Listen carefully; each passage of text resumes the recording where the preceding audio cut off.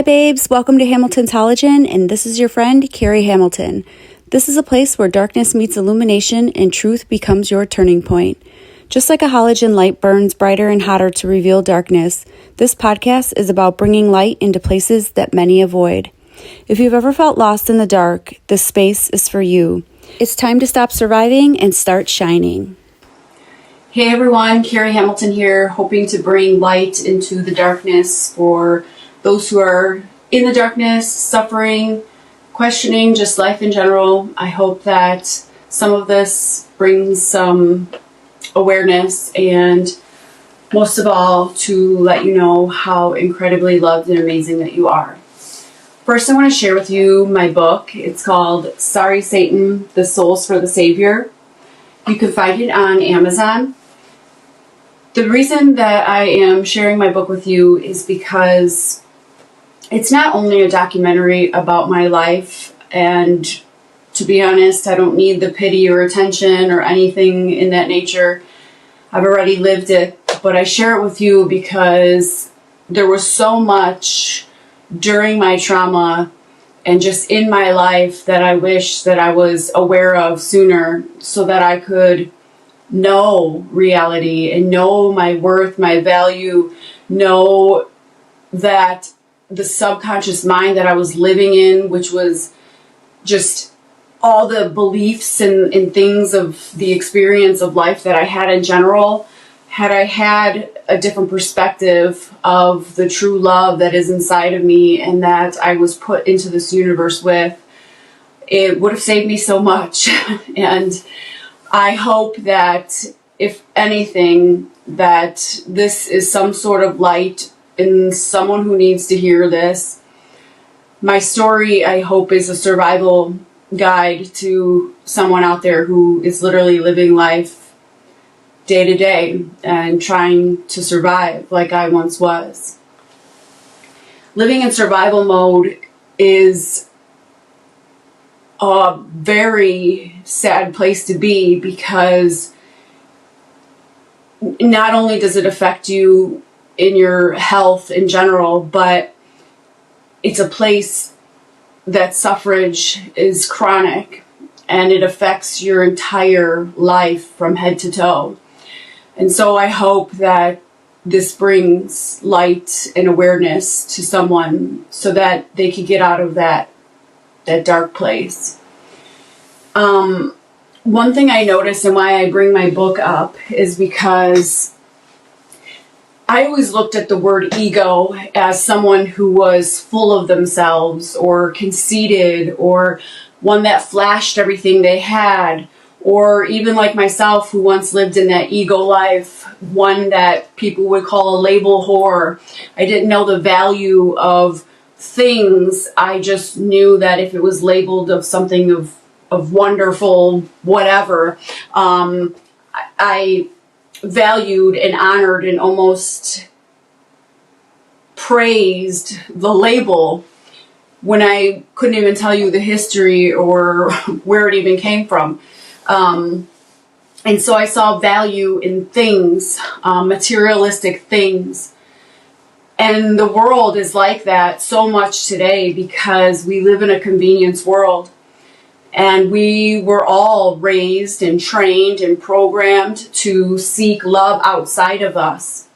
So doing so, we will always feel empty. We will always feel lost. We will always be seeking that love because there's always something better, always something bigger, always something more expensive. There's something else to strive for and work hard for, or, to get and so forth. And so you will never feel complete. Because outside of you isn't love, it's desires. And there will always be something out there that you can desire and that you can admire to have. Love is only found within. It's an inside emotion. And awakening made me realize that. And if you are one that was just like me, who thought that ego meant exactly as I said, someone that was full of themselves or someone that had such pride that they were, all into themselves, you're mistaken. Ego is a bunch of different things, but I have acronyms for all of them in hope that it helps you awaken and come to the realization of what it is, and maybe it will help you change different things in your life. First and foremost, there's a plan for all of us. God has a plan for all of us, and whether you like it or not, it's already been determined before we got here in this world. So it's not your plan, it's God's plan.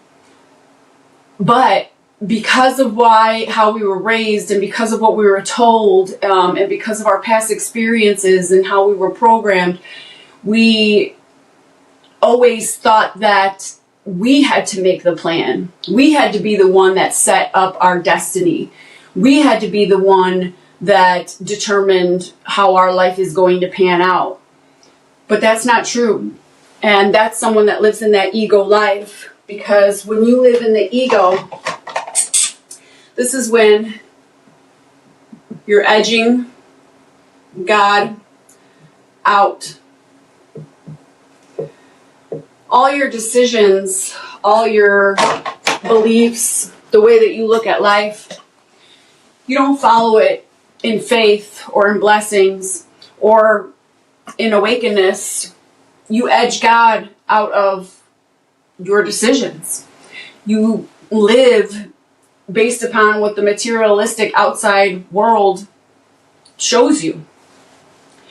This is so dominant in men because men were raised that they couldn't have feelings, and that their worth and value was only in how they could provide, what they could provide. And then women believed that because obviously that's how men were raised and to know how life was to be. So then women also saw value in men by what they had, by what they could provide. And then that also in turn was for themselves. So if they weren't flashy or, taking care of themselves, or they didn't have the best of the best or the most of the most or the hottest guy or whatever it is, then they felt that they were disvalued as well.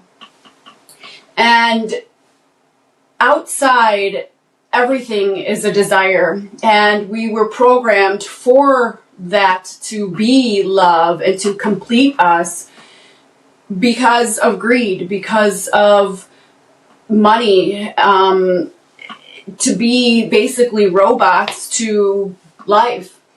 So this is why so many walk around and are empty inside, because they're still walking in that world and seeking something better, something more, something, higher, or something, whatever. You can insert whatever name you want to say. And it wasn't until I went through my spiritual awakening, and you literally are stripped from everything. You are stripped from that ego. And the next thing you know, all you have is yourself and God. And that's where reality hit me, to know that my worth and value wasn't in things.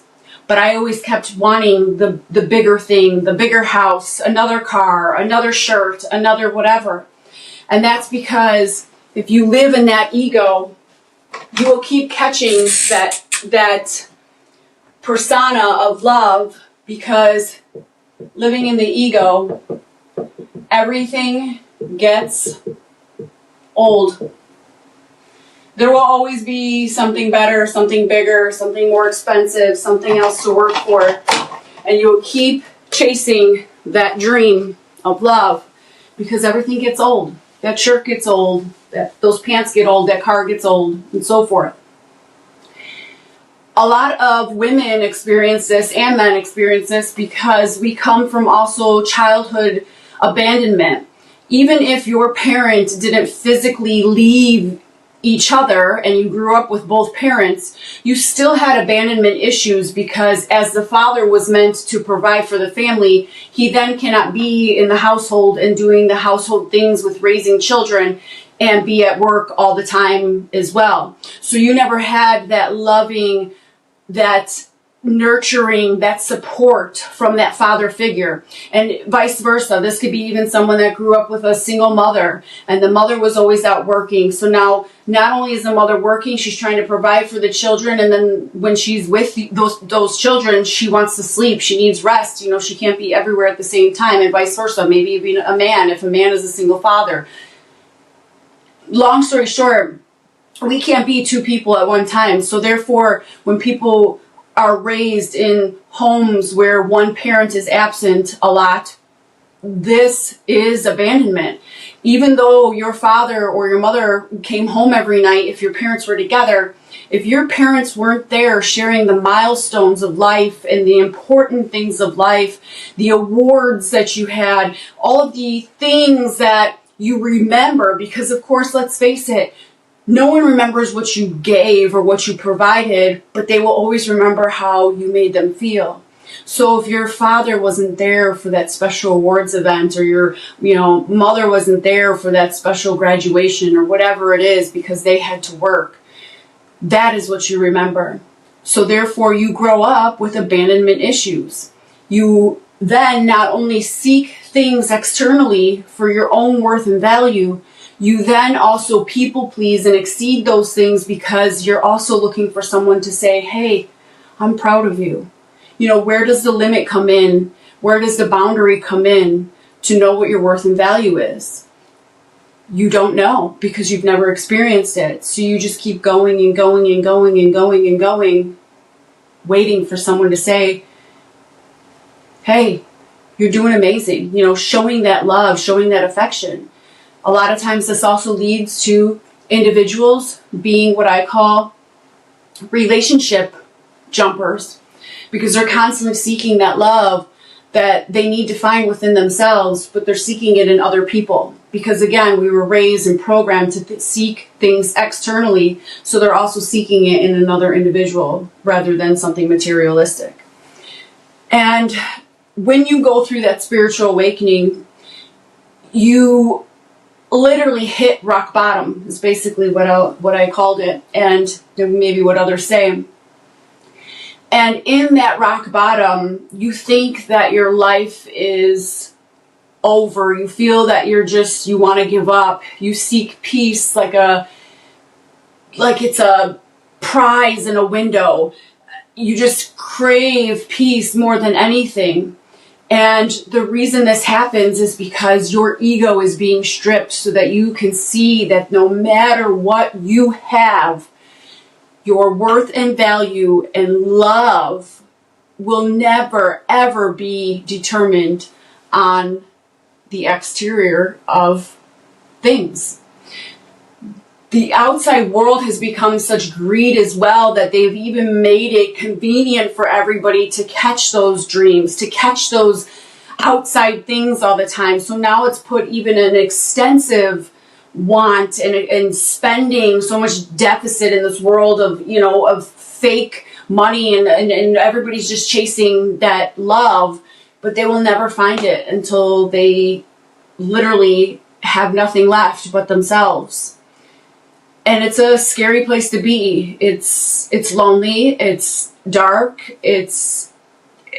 You've been valuing yourself your entire life on things. And then when you have nothing left, you're like a broken shell. You're an empty shell. You think, what the heck? But really, it's not destruction. It's discovery. This is where God says, go the other direction. The direction you're going, and you can keep going and going and going, and you can keep seeking everything outside, and you can keep edging God out, and you can keep saying and thinking that you're going to have that control and you're going to do it one day, one sweet day. But until you go the other direction and you surrender to God, you will continuously live in that dark place. The reason that God is so important in your journey is because God is guiding us to our destiny.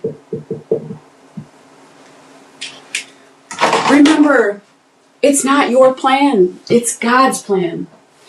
And until you stop bowing to that devil you know so well and start surrendering to the Lord you don't, your life will continue to be in shambles and be destructive. And as much as I wanted to give up, and I was so close to taking my life, God said, no, this isn't to destroy you, it's to discover you. And that was when I realized that I needed to surrender. I gave up all control. I had nothing left. So what more could I lose?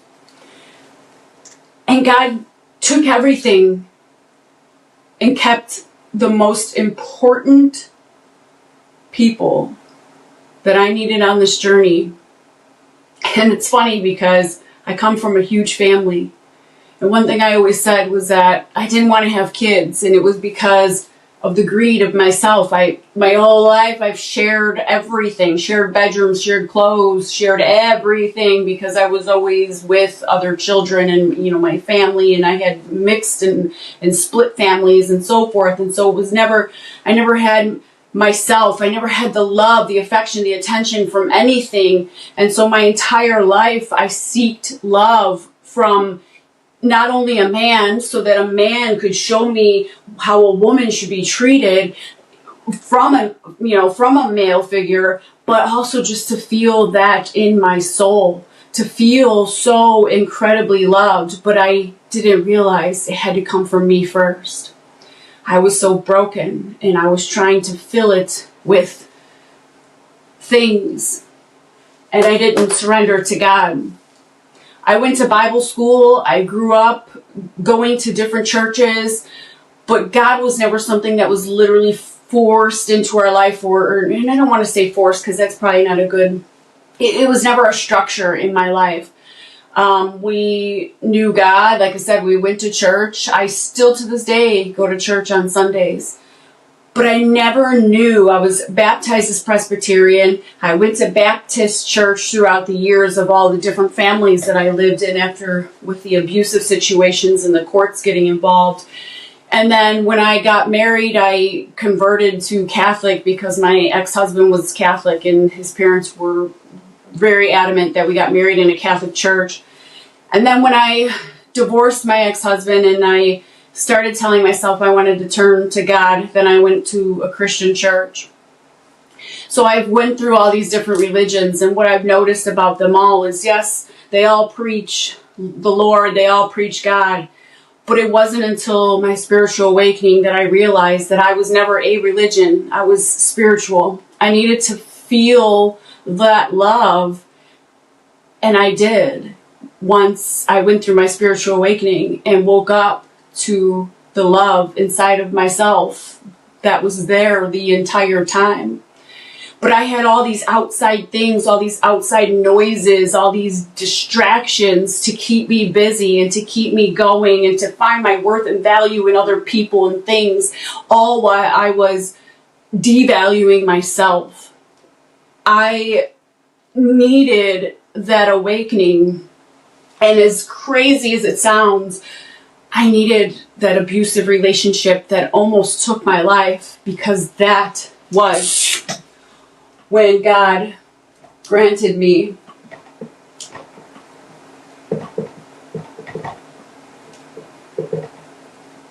when I was granted our divinity. When I realized that I live in the divine of this universe, and we have someone so incredibly spiritually high with unconditional love, but we allowed the exterior of the subconscious mind of what we went through in our past and what people told us we were, and the outside distractions, like a pig chasing a hot dog, is basically how I lived my life because I didn't see it within myself. And so I needed to be granted that divinity, that divine love, to know that I have the greatest love inside of me. And I had to look within. There's nothing exterior that will love you like the love when you discover who you are. And so that is why we are going through and have gone through so much darkness, because it is great suffrage that brings us that great love. And until you awaken to that knowing, you will constantly be like a dog chasing their tail, waiting for love to find you. And it's not out there. It never was, and it never will be. And that is how I knew that I didn't need to go through the things that I went through in life. I didn't need to dye my hair. I didn't need to get plastic surgery. I didn't need to buy a bigger this. I didn't need to get a bigger that. I didn't need to be and surrender to the people and do the things that, the substance abuse that people do, and just all of that exterior stuff. None of it, not one bit of it, is the answer. It's just a distraction that the devil uses to keep you manipulated in the cycle of chaos. It isn't until you are in the silence that you can finally concentrate. Because you see, an abuser, the devil, they attack with chaos. They want you to keep being distracted by that outside noise, because that's the way that they can manipulate you. Because if your mind is seriously chasing, sitting there chasing the next best this, the next best that, you're not focusing on yourself. You're not looking within. You're not feeling yourself. This is why it is so important for you to be spiritually fed and not emotionally led. Emotions are the ego. You only seek emotion and seek your value, your worth, and so forth when the ego is involved. If the ego is not involved, you know exactly where your spirit is. You are spiritually fed to know who you are inside authentically, and you know that the outside world and those distractions, they don't apply to you. They don't apply to you. You realize that life is a mirror, and what the way that people act and the things that they do is actually something internal with themselves. And so when one acts foolish, it basically tells you that that is a place that they are unhealed. It is something that they need to address. And the reason why they project it on you is because they see that you are healed in that department. Life is to be lived, not to be sacrificed in.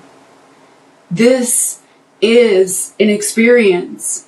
You are not a human being seeking a soul to be alive. You are a soul seeking the experience of a human being. Your soul is in the avatar of that human temple. You already are on a journey of destiny. You already have it all mapped out. And the reason that things are chaotic and dark and in suffrage is because you are edging God out, and you are not allowing the work to be done through you. You are trying to be the answer and be the person that has the wheel, but really you don't. The biggest wheel in the steering wheel is your mind. When you constantly are distracted by the outside world, you lose that thought process. And the devil takes over. When you are constantly living in that ego and you're seeing everything that's love and fulfilling of what you have, and by doing this or doing that, it's like putting a sign on your door and telling the thieves to come rob your house, because that's basically what you're doing. You're giving a perception to the outside world that you have all this stuff to offer, and so the takers want to just keep taking, and you're wondering why you're empty, because you're allowing the ego to be in the driver's seat of your life. It's time that you stop bowing to the devil you know so well and start surrendering to the God you don't.